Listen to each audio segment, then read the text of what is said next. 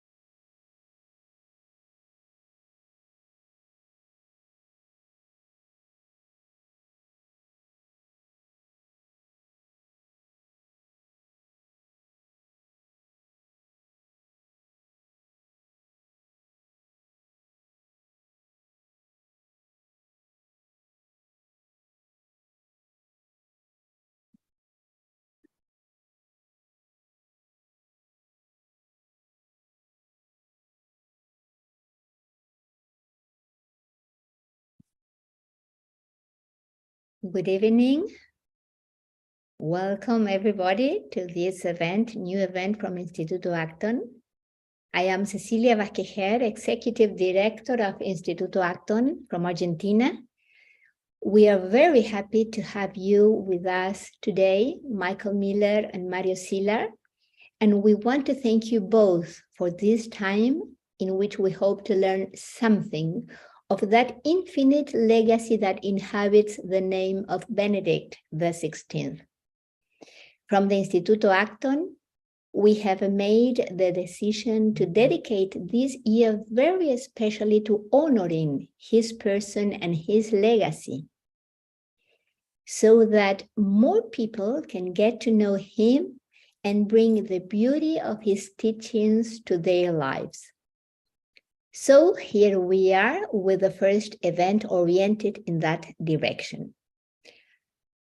Our audience has already received your profiles by mail, so let me briefly say on Michael Miller that among his countless endeavors serves as senior researcher fellow at the Acton Institute and is the director and producer of the award-winning documentary Poverty Inc., the PovertyCure DVD series, the Good Society series, and the Gospel of Work. Indeed, he was the founding director of PovertyCure, which promotes entrepreneurial solutions to poverty in the developing world.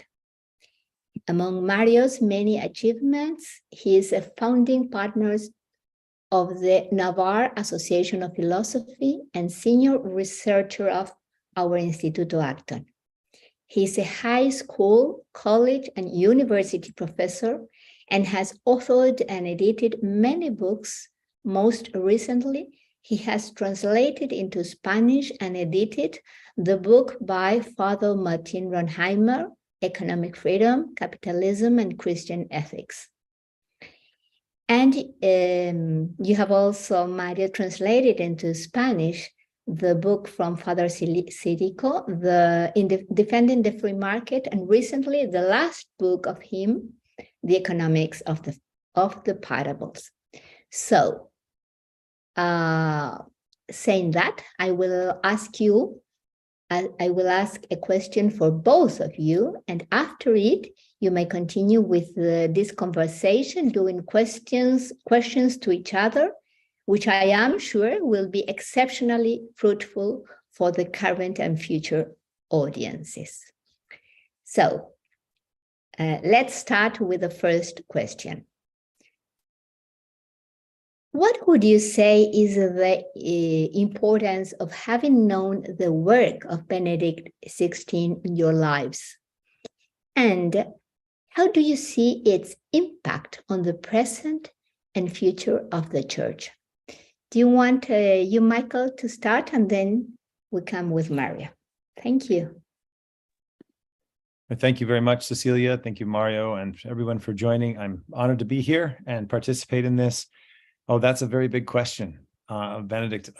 His influence. I think I know that I will probably think about four things later, but let me start by saying I think his great clarity, his great clarity and his pursuit of truth, I think, are very inspirational. His defense of reason and there's a certain humility of his intellectual endeavor. So I would say that he is a true theologian who is in pursuit of God, seeking God, and also a true philosopher. That is one who is seeking the truth, pursuing the truth, and not an ideologue. And that he doesn't try to fit reality into his view, but really tries to pursue and understand, and has this reverence before reality, a certain gentleness. Now, I never met him, but I know people who did, and they often would say like he was too gentle. But that gentleness, I think, manifests in his intellectual humility and then a dogged pursuit of the truth. His beautiful work, Spe Salvi, on hope and suffering. And then I think also, of course, his work on liturgy. There's so many positive things. But I think the other thing is that he is one of the great analysts of 20th, 21st century life. He had profound insight into what was taking place.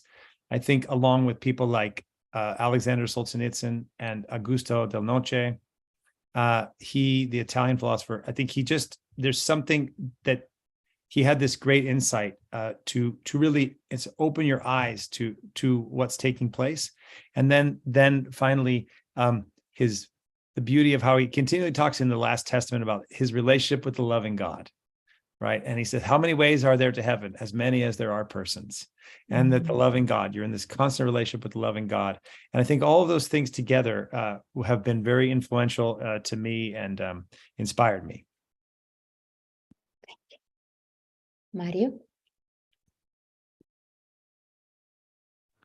Thank you, Michael. That was really insightful and really useful. From my perspective, what I would like to stress is coming to know the work and the thought of Ratzinger first and Pope Benedict then gave me hope, and a strong and inner confidence in the power of reason and this pretty obvious principle of the harmony between faith and reason, and the conviction that faith and reason are intertwined.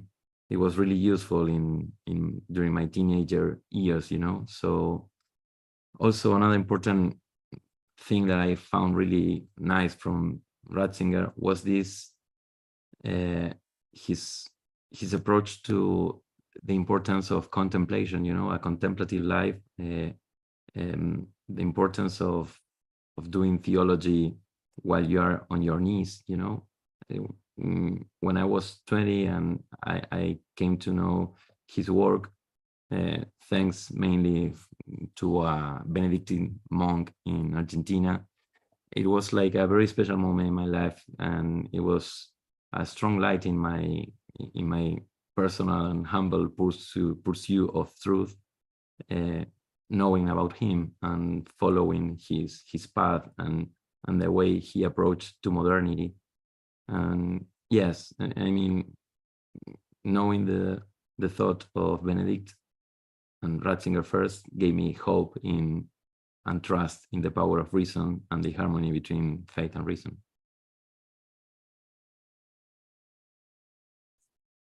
Well, now I invite you to continue this conversation alone.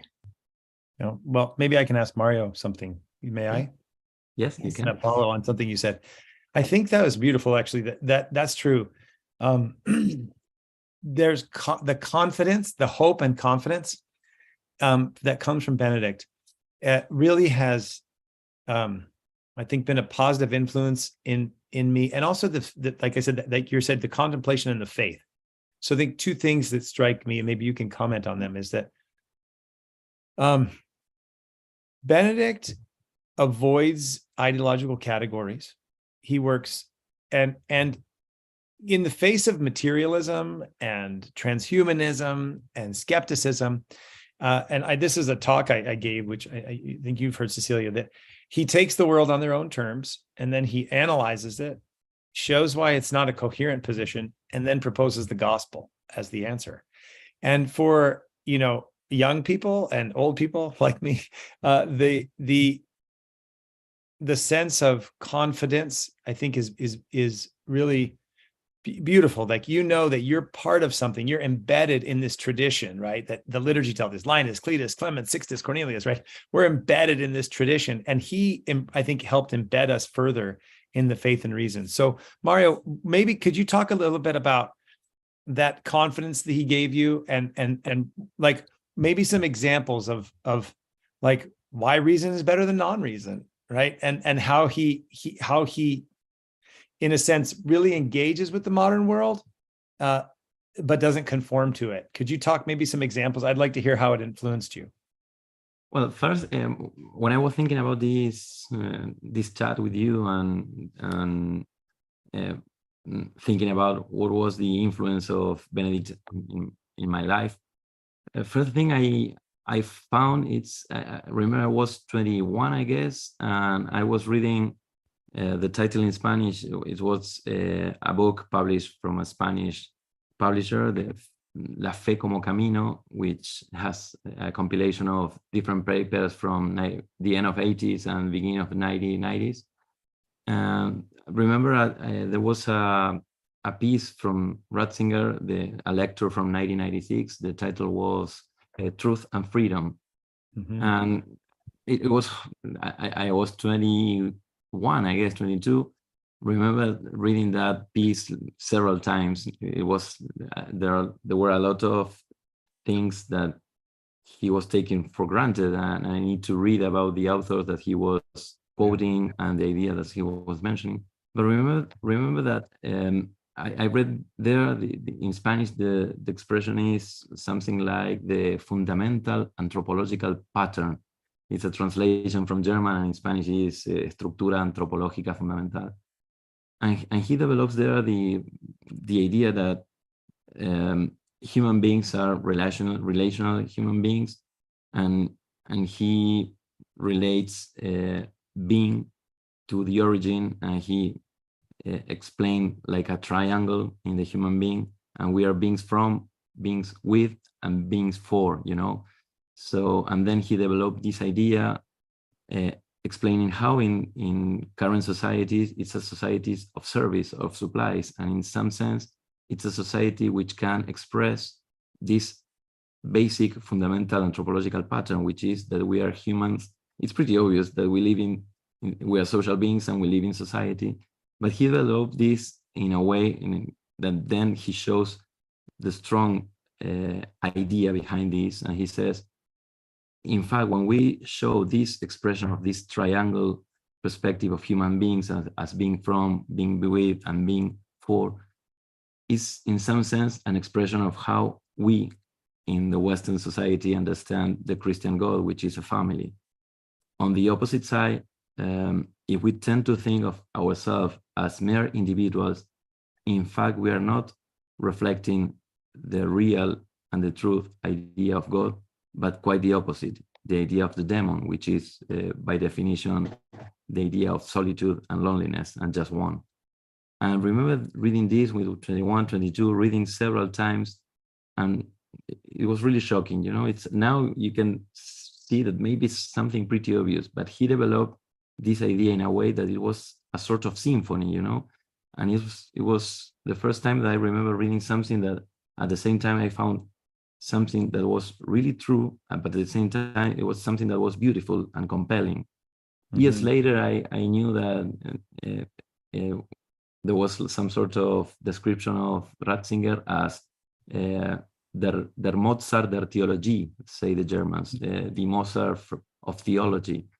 And I understood why this expression was really accurate in describing Ratzinger, in the sense that he had this special talent in describing an inner problem in a really humble way, and at the same time showing the fundamental theological background and fundamentals of the idea that he was trying to convey.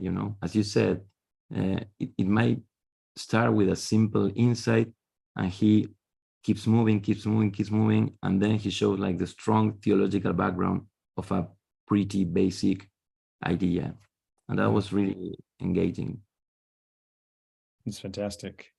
Just to quickly on that, a couple of things that struck me in Truth and Tolerance. I remember something just reading when he says, an irrational will is not a free will, and that's diabolical freedom. Yeah. And so in my talks, I have to distill Ratzinger. So I say, if I bang my head on the end of the table and blood spurts out, no one would say, wow, Michael's free. And but that's his point. And it's so like clear and strong that, all of a sudden you realize, wait, like radical libertarian freedom can't work. It's irrational. So it has to have an end. What's it for? It's for love, right? And I think that the other thing is, I don't know if you've ever read his homilies from the early 80s on creation, on Genesis. Yes, in Spanish it's Creación y Pecado. They are compiling us in a small book. Yeah, a small little book in English as well. And one of the things that strikes me from that is also that this confidence that you mentioned is the goodness of being. And how he points out that the Hebrew Bible, and let me make an aside, his knowledge of Judaism, I think, is also very, very important. So, I have like we all have friends, Orthodox Jews, and we have these conversations, and like I give them Ratzinger to read, and they give me other things to read, and like Ratzinger, he's great, because he has this deep knowledge of the Hebrew Bible, which I think is so also very important in his theology. But in these homilies, he makes it clear that the Genesis narrative stands out in that there's creation and being is good, and it's not dragon's blood, and we don't have to escape our bodies. It's not a demiurge, and how this whole understanding of being and the person all the way to the resurrection of the body, right? That we are in covenant with the loving God. And that too, I think, as you said, Mario, because it takes reason so seriously, and the arguments are so profound, it's not sentimental. It's like very rigorous, and I think that gives in a world somewhat dominated by secularism, it gives you confidence, because what he points out to you is secularism is not neutral. Secularism has assumptions and presuppositions, and then he says, "Let's wrestle." Right? I mean, in this very simple way. Okay, there's your presuppositions. Here's ours. Let's go. And all of a sudden, the coherence of the position of his Catholicism is just demonstratively superior to any other alternative. And they're still like, of course, we have faith. It's a faith. He's not like hammering it down, but that confidence I thought was really, really helpful to me, and I think inspiring to me, and I think to so many people. Yeah, I remember that what struck me most was that he engaged with Nietzsche and with Marx, and he didn't hesitate in quoting and sometimes even using the arguments of Nietzsche and say, well, and he engaged with all this distinction between the Apollinian and the Dionysian approach to life, and he engaged and counter-argue against the Nietzschean perspective with all the theology of Eros and Agape, and he tries to show the dangerous part of truth that might be in the Nietzschean perspective, in the sense that we need to recover the value of life, the value of the body, of the value of the mundane. But on the other hand, if we just keep the mundane, we are completely lost. So we need to take also into account agape. You can only have real eros in the context of agape. but agape is not eros, and we need both. I remember that I was really fascinated, because at the same time I was like in a parallel intellectual life, reading all the existential, the continental philosophy in South America and in Europe. You pay a lot of attention to hermeneutics, to the Nietzschean tradition, to the Marxian tradition, and to find someone who was completely opposite, but at the same time didn't hesitate in take these arguments into account and engage with them. It was really shocking for me, and remember those years from an intellectual perspective as fascinating, and thanks to him in great part. That's great. And who he was like, and who he knew and respected, was Joseph Pieper and C.S. Lewis. Yes. Right. And I think it was it's Pieper who got Lewis translated into German. But I think if, by the way, and I'm not sure if this is true, but this is some trivia. I think Joseph Pieper introduced Joseph Ratzinger to this Polish cardinal named Karl Wojtyła. He's really? like, you meet. I think so. Is that right? Do you know that that's true? No, I don't know. That's what I've heard. I think that's true, that Pieper introduced Wojtyła and Ratzinger. Yeah, it's wonderful. And what was this is not in the script, but in the script of this lecture, of this chat, what is the main book besides the homily that you just mentioned that shocked you in your younger years? Well, let's see, not in my younger years, but let's see. There's a collection, it's an Ignatius Press collection in English. It's called Values in a Time of Upheaval. And there's like truth. I'm trying to think of like political. Let me actually, here, I have it. I can tell you one of the names of them. It's yeah, maybe we have in Spanish like True Values and Power. It might be the same. Yeah, it's also to change or preserve political visions and political praxis is one of it in English. And then I think the other thing that was, I think, quite shocking, this is as Benedict, was Spe Salvi. Yeah. Spe Salvi is fantastic. I mean, the connection between suffering, hope, love, and then this magnificent critique of progress. And I think maybe another thing that, how do I say, shocked me, but really, really was powerful, is this idea. I'm trying to see if I have the quote here. I don't see if I see the quote. I don't want to take too much time if I can't find it, but I think this, well, I guess here's something that's always very powerful for me. And I see this in multiplying in his concepts of reason and the way to think about power and politics, is in the temptations of Jesus in the desert that he deals with in his book, Jesus of Nazareth. Yeah. One thing that has really been a powerful influence in my thinking is Jesus is not a technical Messiah. And what I mean by that is the modern wants there to be a technical solution to the problems of evil, sin, suffering, and death. And Jesus doesn't give us that. And we want to turn him into that. And so the religious people tend to politicize religion, and secular people tend to divinize the state. And Ratzinger has this just narrow path that he walks through to explain that Jesus is not a technical Messiah. That was a very influential thing for me. And I think also deep in my faith, it's like, that doesn't just help me understand politics and let the new Tower of Babel is man, and the transhumanist elements and all those things. It also, in a sense, strengthens my faith that, Jesus is indeed the Messiah. That's one. And the other thing that I often talk about is when Ratzinger said, after the Soviet Union fell, relativism did not die, but it combined with the desire for gratification to form this potent mix.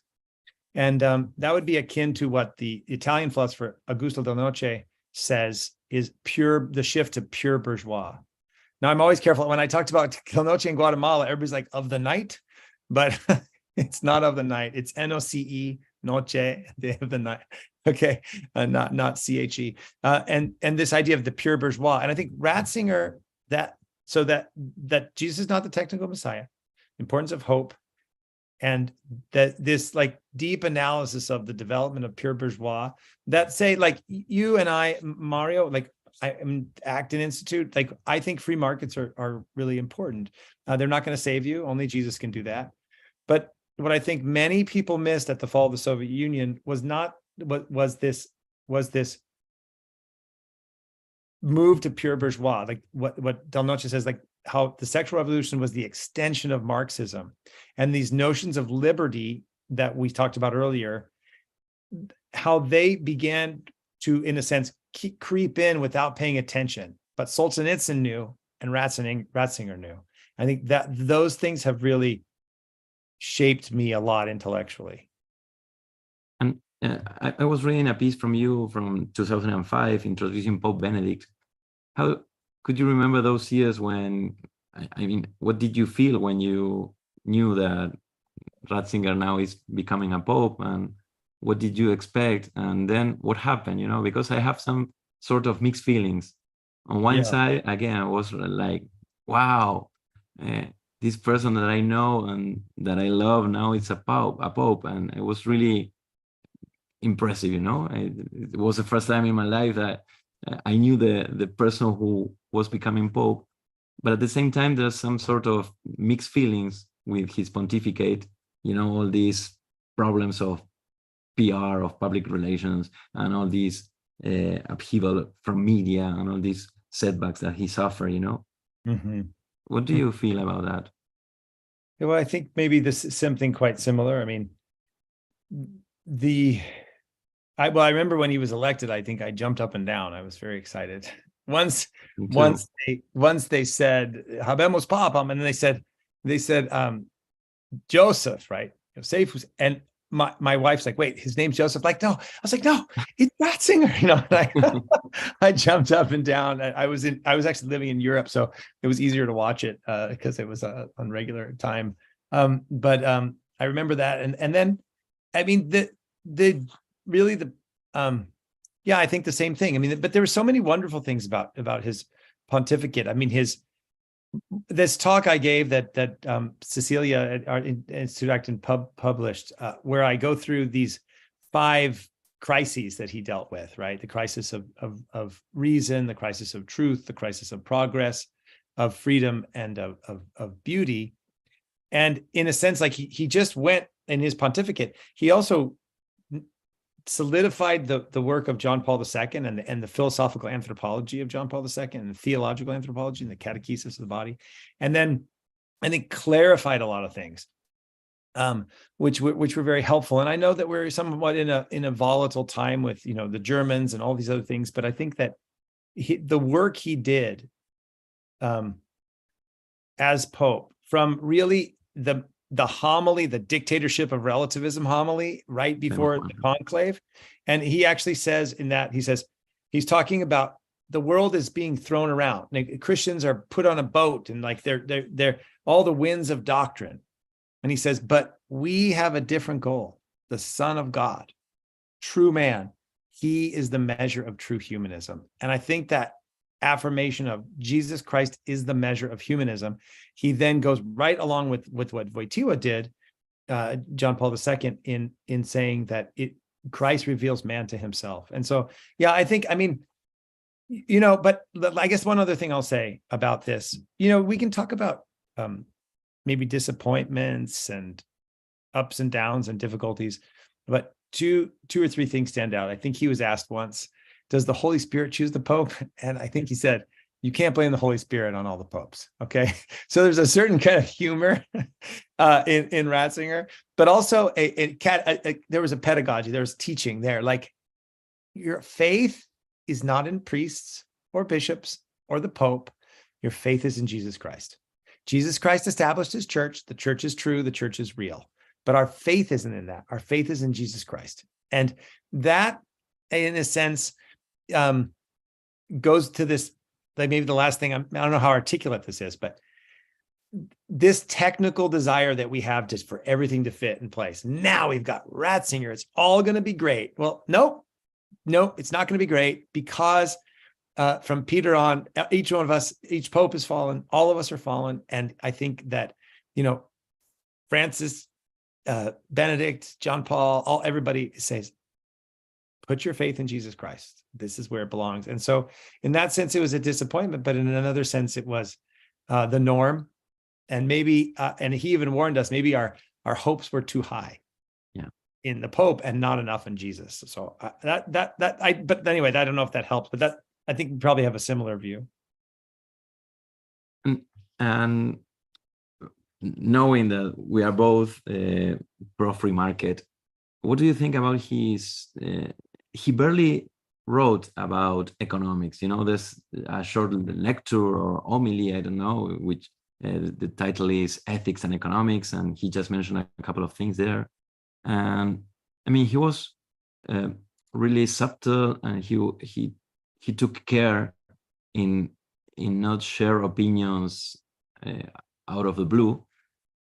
What do you think? How could a person who supports free market understands the teaching of the specific stress in Catholic social teaching that Ratzinger or Benedict gave? Yeah, that's a very good question. I think there's probably a lot of things. I think first is, that I think we can say we those that we support free markets, we realize that free markets are not some like radical thing out from the Enlightenment, that commercial society develops in the medieval period. There's a commercial revolution starting from 800 to about 1400. There's a lot of not only scholastics, but late scholastics doing work on this thing. There's merchants and the development of the commercial society and all the things that go along with that.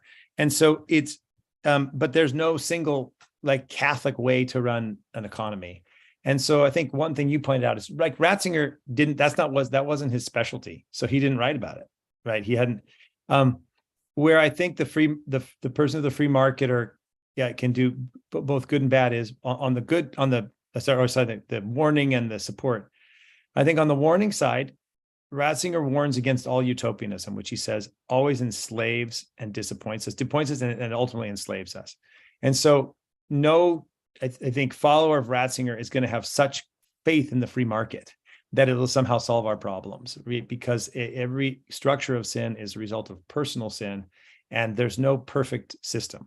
Second, we also, I think, whether you support or not support the free market, those are prudential, not doctrinal elements.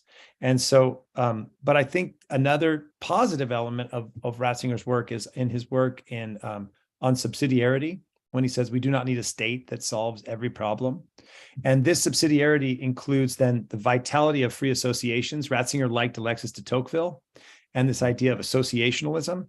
And if you look at Rerum Novarum, one of the associations is not just unions or schools, but also businesses. Businesses are a community of persons, as John Paul explains. And so I think this sense of localism in that kind of goes through Ratzinger. I think maybe his suspicion of, I think he both kind of liked the welfare state of Germany, he had a certain affinity to that, but he also had a suspicion of what we could call in the United States the military industrial complex, which oftentimes come together. And so I think I would say I have to think about, that's a really good question, Mario. So I don't know if my answer is very good, but I think that this affirmation of subsidiarity and the critiques of utopian progress. And so he actually critiques quite strongly foreign aid. Yes. In Jesus of Nazareth. And I think he's critical of social engineering. Yes. And I think he would align, not anthropologically, but epistemologically. I think he and Hayek would have an overlap in areas of knowledge and humility before knowledge. And a certain Burkean, who was very clearly a free marketer, Edmund Burke, very clear, this sense of trial and error, and that humans can't plan and engineer everything. So I think in those senses, Ratzinger gives both a support and also a caution to overly put our faith in the markets. I don't know. What would you say, Mario? Yeah, what I like most from him is that due to his experience from a first sight experience from the totalitarian regime of Nazism, he had like a vaccine against technocracy and social engineering, as you said, and the way he understands the temptations in Jesus of Nazareth in the book, and how he expressed it. The most important temptation that Jesus faces is the temptation of power, and the power coming from the state. Bread, right? Sorry, Yes. but like, what? Just give us bread, right? Yeah. Which I think critiques the free market. All we need is efficiency, and it critiques the state planner of humanitarianism. I jumped in there, but go ahead, keep going. No. That part too. And it's also it's a parallel with Karamazov, the famous book from Dostoevsky, where he stresses the same idea: this peril, this danger of using the state as a way of having the kingdom of God on earth through technocracy. And he wrote in Jesus of Nazareth and in several interviews his prevention from this, and I found that quite compelling and quite in harmony with a person who supports free market and civil society. That's another important issue. I guess that he's like the first or the Pope that quotes most the expression of civil society in his documents, and he tried to find a way between society understood just private individuals performing issues in a free market, or society as synonym of the state, and he tried to stress the importance of civil society, that missing middle that could be more related to a free market society than a technocratic society. Yeah, I think that's right. And I think that's in a sense his like of Tocqueville, and that he doesn't like, there's no Rousseauian like radical individual and the state that with everything is seen as a somehow for Rousseau like this like an obstacle to liberation. I think you're right. The idea of civil society, because its anthropology is there, and so I also think it's really nice actually for us as free marketers and people who don't agree with us on the market, that we can both read Pope Benedict and then have fruitful discussions. Because one thing we know we can agree with, I think we can say from Pope Benedict quite strongly, that he is not a supporter of social engineering and technocracy. And in that sense, that I think, as you said rightly, opens the door for really thinking about civil society and markets and commercial society and how they work together, but not commercial society or markets with radical individuals, but really with the human being who's born into a family, born into a community, and embedded. And that's how I see them connecting. And what do you think? Do you know this tradition of Tracy Rowland and all these? Not so much, actually. It's one of the things I need to read, because I don't really know it. Why don't you tell everybody about it? I know like her book, and that she's done, like from what I've heard, excellent work on Benedict, but I don't know her particular insights. No, it would be useful to engage with them, because she tries to show a perspective from which Pope Benedict and the Benedictine, the teachings from Benedict could join an approach that goes against free markets. This idea of like, again, trying to defend a new way, a new institutional design in which we could have some sort of common good economy. We don't really know what does it mean, but they try to pursue and to show that you could find support from a new way of understanding the relationship between politics and economics, which is not 100% related to free markets in the teaching of Benedict. So it's quite important to face this approach. That would be an interesting, maybe I can read it and we could have a conversation with that. And that would be something maybe you could even host, Cecilia. So I think I just say really quickly, I think you could, from Benedict, come up with a view to say, here's the support for what you call a social market or various things. I think that would be legitimate. I also think you could legitimately come up with the support of a more free market. I think what you couldn't do on probably both sides is you couldn't come up with the support of a technocratic planned economy, and you couldn't come up with a free market approach of a certain kind of libertarian who would say, there's as long as there's a desire to trade, it's fine. It's commutative justice. And because I think clearly in the Catholic tradition, you say, well, there are some things for which there's not a market, right? You can't trade human beings. You can't trade organs. You can't, right? You can't, there's some things that are prohibited. Just because there's a market for something doesn't mean it's a illicit market. And so in that sense, I think clearly anybody who took a kind of radical libertarian, amoral approach to markets, as long as there's desire for trade, it's okay. That of course would be set out as well. So I think, within limits, though, that I think that's also one of the blessings of his teaching, right? Is that he's focused on something bigger than social policy. Yeah, that's the social arrangement that we need to deal right now. He's dangerous to try to use, as you said at the beginning, to manipulate his teaching and trying to show that the best way of applying this specific policy here right now is supported in this idea of Benedict. That would be a betrayal of his teaching, Yeah, I think generally speaking that, you can make, I guess that to summarize what you said is there's a difference between looking at Pope Benedict's work and making a case, say, you know what, this is something that Benedict says, and here's an argument for why I do this. That's different from saying, this is Benedict's view. And I think to somehow monopolize that, right, I think would be wrong from either perspective. And even if his own tendency was a little bit more towards the German welfare state, that was still just like a prudential thing from the context of how he grew up, yes. Right? And the German welfare state is also quite free market because the Ordo Liberals, he was influenced by the Ordo Liberal. He also liked Václav Havel, and I'm assuming, I know he calls Havel the great man, but I'm assuming Václav Benda, and Benda's concept of the parallel polis is, again, civil society going on.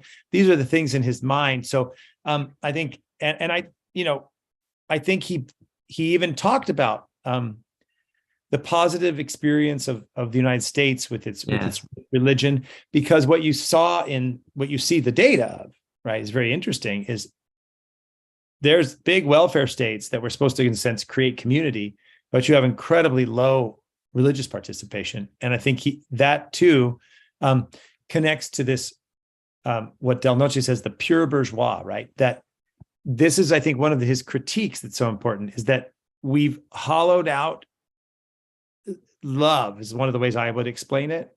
So maybe you can have a quote from Benedict that would align with this, or maybe critique it if you think I'm wrong. But humanitarianism is a hollowed out secular version of Christian love. And Christian love is to seek the good of the other and promote human flourishing and keep the eternal destiny in mind. And the modern welfare state and a lot of modern capitalism is merely this limited horizons of Nietzsche. Like, we're just going to provide you comfort. And, here's your universal basic income, and you can smoke weed and watch all the television you want until you just kind of fade away. And in a sense, both the social left and the right have in many ways bought into these pure bourgeois or social elements. And I think Benedict is a force against that. How that manifests in actual public policy is a different question. What would you think if someone stressed, this book, the Bourgeois Virtues from Deirdre McCloskey? Do you know that book? I know of it. And there are people who stress that, well, there's something useful and valuable in free markets, which fosters and develops the bourgeois virtues. And although the title might sound quite politically incorrect, in the end, she tries to show that the bourgeois virtues are like the cardinal virtues. And she even mentions the theological virtues, and in some sense it's quite traditional, but at the same time she tries to stress that free markets fosters the commercial society fosters a context in which you need to develop these virtues, and she defends the idea of the bourgeois virtues. What would you think in this sense with what you just mentioned, that there is a danger, a peril in the bourgeois culture that can diminish the freedom society? So the danger, I think, of I've not read this book, so I can't comment on it. But the danger in the bourgeois society, I think, is really highlighted by Del Noce, Augusto Del Noce. But I think it has an overlap with Ratzinger. So I'd say here, if we think about what commerce requires, there are, like I was talking to a colleague, friend the other day who's a businessman, and business is a human activity. It's not somehow like a sui generis thing. It's a human activity. Human beings need to eat and have shelter and all these things. And because it's a human activity, it's a moral activity. And while in some aspects you're measuring utility as your element, utility is always subordinate to higher values, right? And so in that sense, business as a moral enterprise and the commercial work as a moral enterprise requires personal virtues and social virtues of trust. And so people like Francis Fukuyama, of course, have done a lot of studies on trust. And so John Meadowcroft and Pennington at University of London did a little work on social capital and thick and thin capital and how there's benefits. There's even real value in commutative justice. I mean, so as some of you may know, I'm always critical of getting free things like Google. But part of the reason is because there's no commutative justice taking place.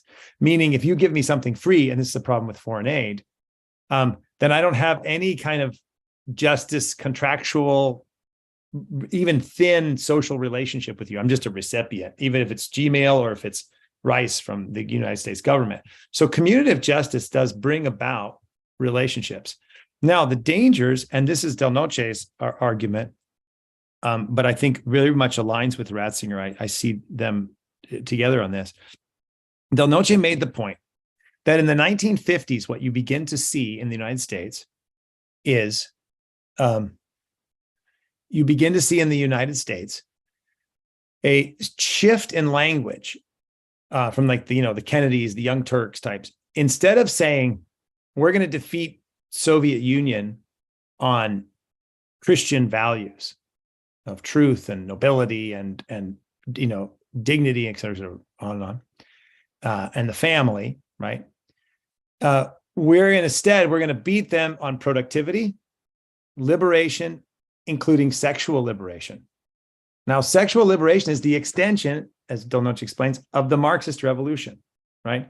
So the Marxist sees three obstacles to Marxist socialist reform. And this is in Engels, it's in Robert Owen, it's in, you can see this all throughout the Frankfurt School. There are three obstacles: private property, religion, and, quote, this present form of marriage. Okay, so the family. Now, I would argue, in fact, I mean, you're in Spain. I remember when I saw Zapatero's had lower corporate taxes than the United States while he was attacking the family, it came clear to me at that moment, oh, private property is thrown out of the deal. We don't care. We'll use private property and capitalist markets as a vehicle to achieve the other socialist reform, which is the abolition of religion and the abolition of the family, including this present form of marriage. And this is why, say, homosexual marriage and the redefinition of the family, I've always argued, is a totalitarian act by the state, because it tries to redefine a biological and sociological reality, right? So it without and saying you must obey. So we could make theological arguments, but just in a very practical political argument, it's an assertion of power that requires obedience, contrary to culture and biology. But these whole things are not disconnected. So back to Del Noce. So what happens is you begin to see this shift. No longer are we talking about Christian values or the family or et cetera. We're talking about productivity, liberation, and sexual liberation, Marxist values. And then the point he makes out is you see in the 1960s, And Ratzinger actually was very prescient about the 1960s cultural and student revolutions. You see in the 1960s, this move towards hippies.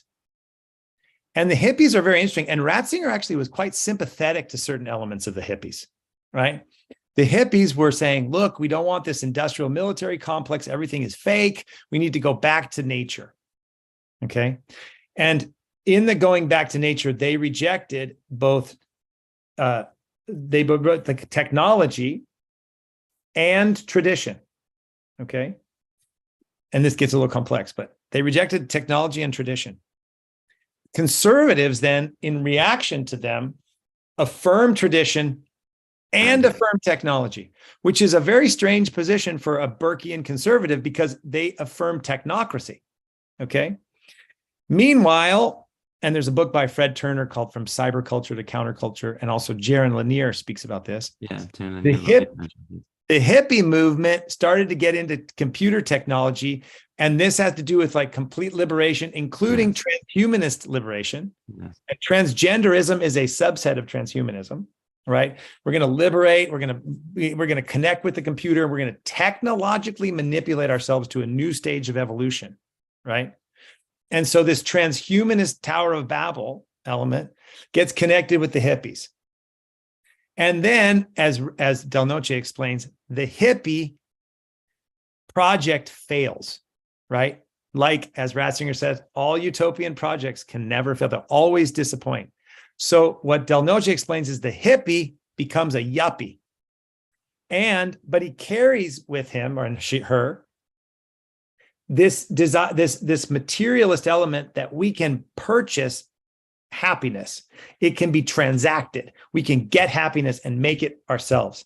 And so the alliance, in a sense, between the rejection of tradition and the partial bourgeois element of fine living, not necessarily saving, investment, and entrepreneurship, but fine living, comes. And so what Del Noce explains is the Christian bourgeois, where we're called by God to complete creation, to invent, to make the world a better place, to serve others, to discipline ourselves, blah, blah, blah. All that's gone. And now you have the alliance of pure bourgeois on top of a secular hedonistic element.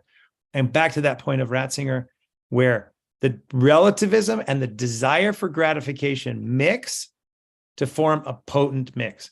And so the danger of bourgeois is bourgeois separated from the truth about the human being as embodied and embedded with the desire for sacrifice, love, and service, and not simply attachment. That bourgeois combined with transhumanism is a very dangerous place, and that's where we are right now. And I say that's the danger. That's that what was I long. would like to ask. I'm sorry that was so long. No, it was incredible. It was brilliant. And the question that arises is how we move on, because what we are facing right now is how this cyberpunk culture, now it's completely embedded in Silicon Valley, and now it's like a real strange mix between what was something that was on the left side, on the margin of society. Now it's like the mainstream of society, this transhumanist project. And what would you think that Ratzinger may think about this? I mean, yeah, that's a hard question, Mario. Okay, so you answer that question. All right, I'll start, and then you can answer it. No, just one idea. I remember in the 90s, there was a turmoil in moral issues, in moral theology. And remember 1994, Veritatis Splendor, and it was like a shed of light and calm the waters in some sense. It wasn't 100% solution, but it was impressive and revitalized moral theology and ethics and this new concept, real traditional one, but in some sense presented in a new way of the perspective of the acting person and trying to show the virtue ethics in a positive way. And it was, again, really useful for the teaching of morals and ethics. And in some sense, we are facing right now a new issue regarding transhumanism and how we mix technology and and anthropology, and what would be the framework to don't be alluded, the ludism, to just go against technology. In Spanish we call the word luditas, ludism. These Luddite, people that were against machines. So I mean, the value of the church and the teaching of the church is it's not out. It's not rejection of things, but trying to think what can we accept from modernity, or this famous distinction of Ratzinger between enlightenment and modernity, and how you should reject the enlightened project, but that doesn't mean that you should reject modernity as a whole. How we could face this new challenge of transhumanism from a Christian perspective. Yeah. I think this is in many ways, Mario, that really one of the challenges of our time. So let me say like three different things. One, I think your point about the Enlightenment is just as a just prequel is really important. That Ratzinger is really good on this, where he says the Enlightenment came out of a Christian civilization. It could not have come otherwise. And he said that in many ways, it was the Christians' failure to live up to their own beliefs that brought about the Enlightenment reaction. So I think I say that as a first point, in that we are in the modern world and we have to engage it and address it. And this is one of his models. He's not nostalgic in the ressentiment sense of nostalgia. It doesn't mean he doesn't want to bring back what's good or reinvigorate, but that in the sense I think that's important. So on the Luddite question, I would say, just as a pre point, is that the response to digital technology should be our consistent response to technology, which is human beings are made in the image of God. We are called to be fruitful and multiply, and we create technologies. We are called the complete creation. So we're always creating technologies. Pencils and pens are technologies just as much as Zoom is technology. And so the question that Ratzinger posits, right, is that we've lost the ability to make the distinction between what we can do and what we ought to do. And we think what I call the primacy of the technical is that two things: the primacy of the technical, which dominates, say, Silicon Valley and New York and Paris, is one, there's going to be a technical solution to the problem. So Yuval Harari thinks death is a glitch, right? Oh, we'll just solve that some way. CRISPR will solve the problems, or we'll upload ourselves or something like this, right? The second technical primacy of the technical is that if you can do it, if it's possible, you should do it, right? And these are the dominant elements. But Christians don't reject technology. What they say is there's a proper use of technology that always is embedded and in service to the human person and a hierarchy of goods. And so I think that's the first two kind of pre-things. Now, what would I say to this transhumanism? I've argued that there are two things kind of knocking on our doors. One is nihilism, right? A type of various forms of hedonistic nihilism. Everything from pure hedonism to this incel movement, like where you almost like this, there's no purpose in life. And the other side is transhumanist utopianism. And these are the two things. And both of those are theologies of despair. They're philosophies of despair and theology of despair. And so in a sense, the answer to that is the Catholic vision of the human person who is embodied and embedded, and our body is not an accident from which we must escape. Our body is not, we get our bodies back at the end. So the affirmation of the resurrection of the body.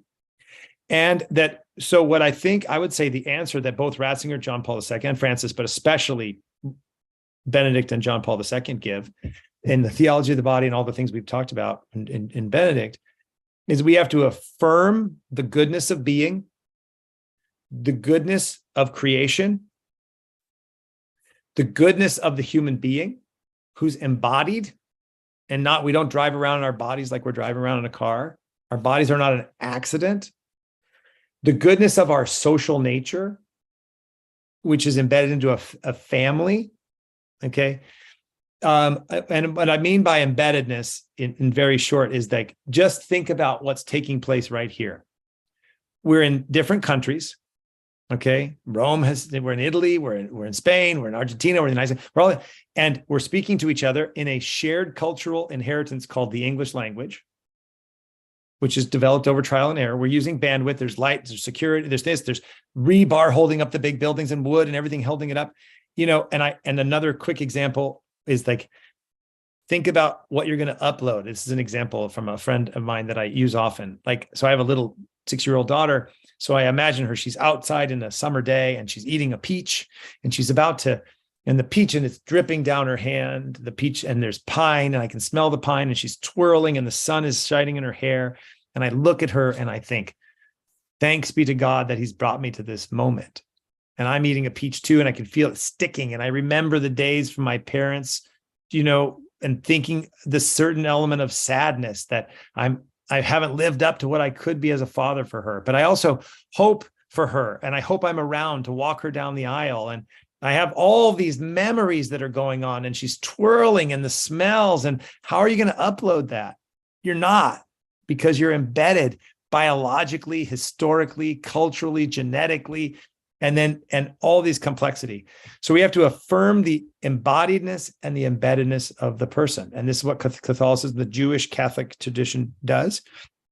And I think the other thing is we have to affirm beauty and the longing, right? The longing for something transcendent. And I also believe that this is why liturgy is so very important, because liturgy is non-catechetical catechesis. Non-linguistic catechesis that affirms our embodied, embedded nature. And when the church runs from these things to try to be relevant, or when theologians try to engage in other ways, the church fails. And I think what Ratzinger did to you, Mario, and to me, and so many of us, is he didn't run away from that. He ran right into it, and to affirm that goodness of being, because the other theologies are theologies of despair. And again, I'm sorry that was long, but I think that was beautiful and was straight to the point. That's the new Tower of Babel is man himself, which means the technocratic man. But technocracy is a hatred of man. And may I say, has anyone in the chat or in the group, have you ever read the book by Carl Stern called The Flight from Woman? Do you know this book? No, I don't. This book is brilliant. I mean, it's a brilliant book. And Stern was a Jewish convert to Catholicism. And in the book, Flight from Woman, he actually talks about that this is like a 30 seconds on Stern. The difference between scientific and poetic knowledge, and that we only affirm the scientific and we've run from the poetic and from natural knowing, but also we're fleeing from woman.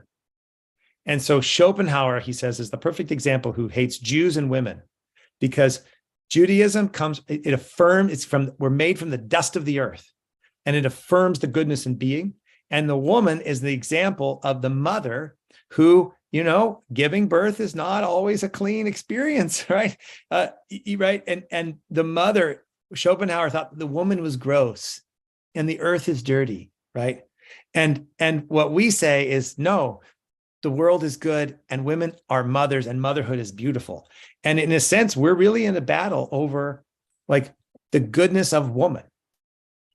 We're in a battle over the goodness of the human being, the goodness of the body. And this idea, the last thing I'll say to repeat, is the affirmation of the resurrection of the body is so important to counter the transhumanist despair.